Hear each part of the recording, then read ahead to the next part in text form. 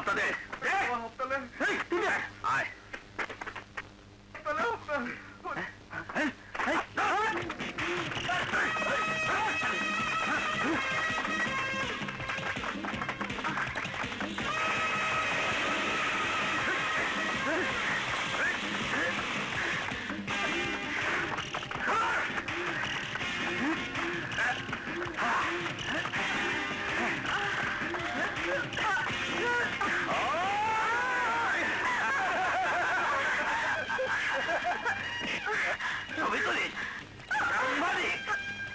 সন্ত্রাসীদের নিউজ পত্রিকায় ছাপাবে, আগামীকাল পত্রিকায় তোর ছবি ছাপা হবে। সন্ত্রাসীদের হাতে মহিলা সাংবাদিক।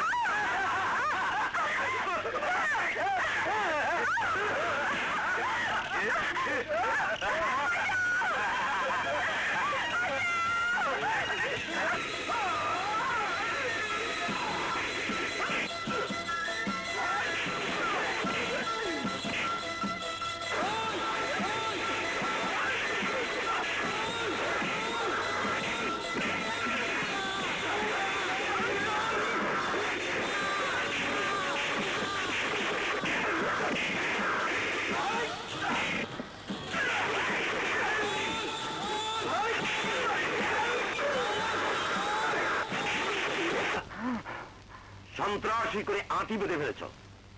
তোকে পাঠানো হলো কল্পনা বিজনেস আর্কেরে সন্ত্রাস করে ওদের ব্যবসায় লাল বাতি জ্বালাতে। আর তুমি কোন চুলটা ছিঁড়লে? উল্টো মেয়ে মানুষের ক্যামেরায় সন্ত্রাসী পোস্ট দিয়ে ছবি দিয়ে এসেছ। ওই সাংবাদিক মহিলা যে ওখানে আসবে তা কি আমরা জানতাম? জানিতেন না? ওই সাংবাদিক হলো আমার একমাত্র মেয়ে শানু। আপনার মেয়ে? আমরা জানি না। জানবে কেমন করে? এটা হলো গোয়েন্দা স্টাইল। এখনকার অপরাধ বিদ্যার থিওরি বদলে গেছে। নিজে অপরাধ করবে, আশেপাশে নিজেদের লোককে ছড়িয়ে রাখবে। থানা, কোর্টে, হাটে, বাজারে, কাগজে, কলমে। তাই আমার মেয়ে সাংবাদিক। সাধারণ সাংবাদিক না, অপরাধ জগতের সাংবাদিক। এই রিয়াকশন কাগজের রিপোর্টার। আর আমার সারাল হচ্ছে কি বলে দাও? উকিল। পাটোয়ারি ফৌজদারি মামলা লড়ার জন্য তৈরি করেছে ছেলেকে, আর উনি নিজে হয়েছেন দেশ দরদি নেতা। যেখানে যা ইলেকশন আছে আমার কাজ হলো সেসব জেতা। কিন্তু দুঃখের বিষয় আজও জিততে পারলাম না। মন খারাপ করো না পাটোয়ারি, এবারে নির্বাচনে আমি তোমাকে জেতাবই। জয় আমার হবে না, রিয়াকশন খারাপ। এত লোকজনের সঙ্গে বলা যাবে না।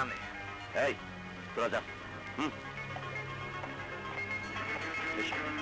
এসো।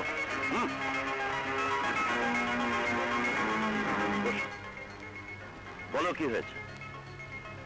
তোমার আমার পুরাতন শত্রু রহমত মাস্টারের একমাত্র শিষ্য ইউনুস গনি আবার মাথা ছাড়া দিয়ে ওঠেছে। এটা একটা সমস্যা হলো। ইউনুস গনি ওস্তাদ রহমত মাস্টারকে আমি গরুর মতো জবাই করেছি। দরকার হলে ইউনুস গনিকেও করবো। আমার চাই ব্যবসা। এখন ডাইরেক্ট কোনো খুন খারাপের দরকার নেই। যদি খুন করতে হয় সময় সুযোগ বুঝে কৌশলে কাজটা সারি ফেলতে হবে। আফটার অল সমাজে তোমার একটা ইজ্জত আছে, আমারও একটা ইজ্জত আছে। যত যাই বলো পাটোয়ারি, আমার সাথে আঘাত করলে আমি কাউকে ছাড়ব না। আমি নেতা গড়ি, আবার নেতাকেই জবাই করি। ফাল পারলে তুমিও বাঁচবে না ইউনুস গনি। বিসমিল্লাহির রহমানির রহিম। এলাকাবাসী হিন্দু মুসলমান ভাই ও বোনেরা, আসসালামু আলাইকুম। আমাকে আপনারা ক্ষমা করবেন। এই বিশাল মঞ্চে দাঁড়িয়ে বক্তৃতা দেওয়া আমার পক্ষে সম্ভব নয়, কারণ আমি এমন নেতা হতে চাই না যে নেতা বিশাল আকারে মঞ্চে দাঁড়িয়ে বক্তৃতা দেবে আর আপনারা দাঁড়িয়ে দাঁড়িয়ে তা শুনবেন। যদি আমি আপনাদের লোক হয়ে থাকি তাহলে এই মঞ্চ আমার জন্য নয়। আমি যা বলার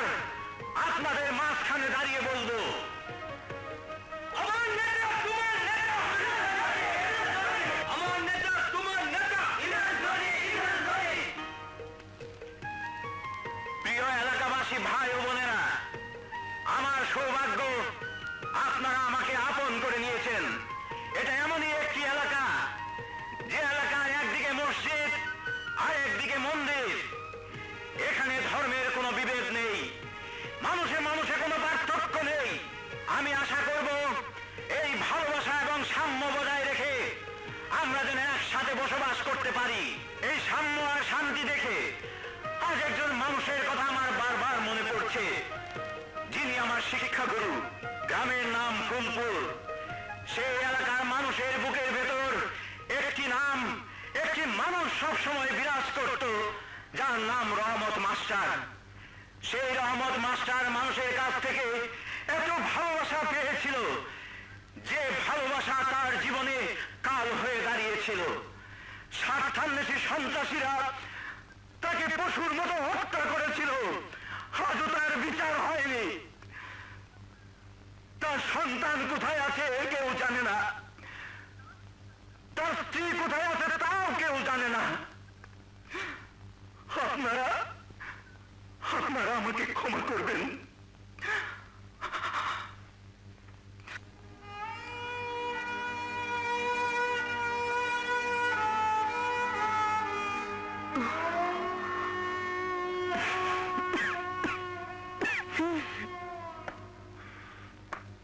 এত কাছাকাছি করছো কেন?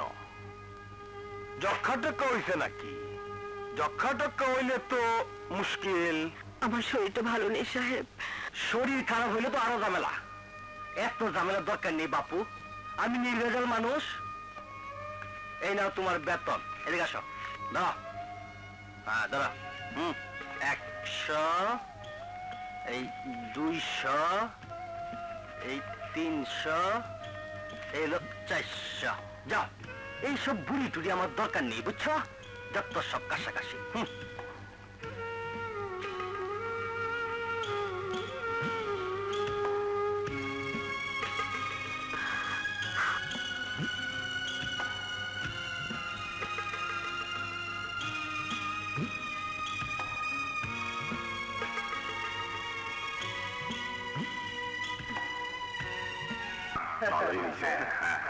বাবা, বাবা, আমার টাকাগুলো দিয়ে দিন।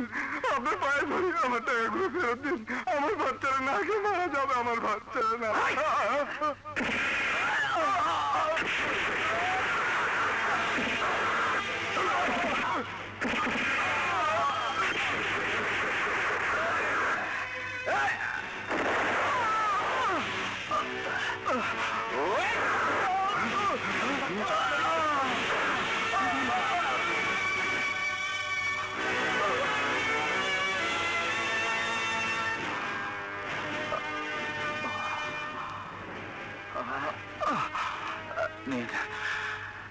যান চাচা যান।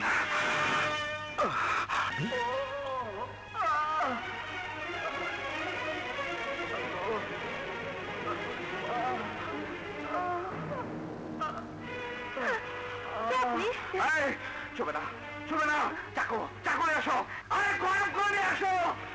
এসব কি বলছেন? দেখি। চাকু নিয়ে আসো, গরম করে নিয়ে আসো। যাও, যাও বলছি, যাও। যাচ্ছি।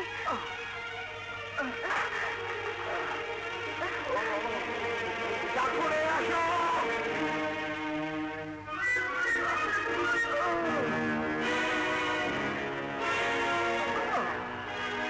চাকু। এই ঢুকা বলছি, ঢুকা। না না, আমি পারবো না। এই তুই পারবি না, তোর বাপে পারবে। আমি বলছি ঢুকা, ঢুকা চাকু, ঢুকা।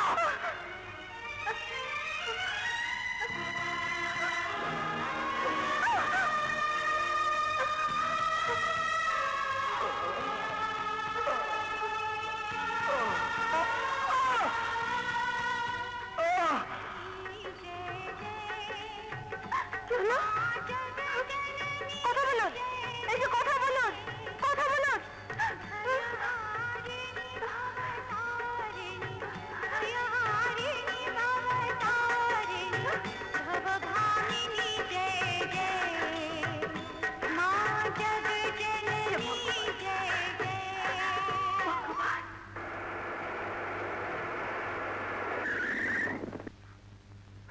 খাইছে হাঁপাইছে। এই বেটি ওঠ, ওঠ। শোনের কথা নাই। এই এখানে কি হচ্ছে? দেখেন না, শুয়ে রয়েছে। আপনি? আমি এক্ষুনি চলে যাচ্ছি মা।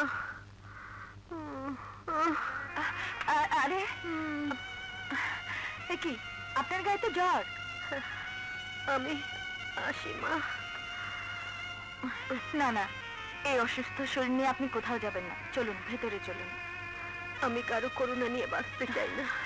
আহা, আপনি একে করুণা বলছেন কেন? এটা তো মানুষের জন্য মানবিক কর্তব্য। চলুন ভেতরে চলুন, চলুন।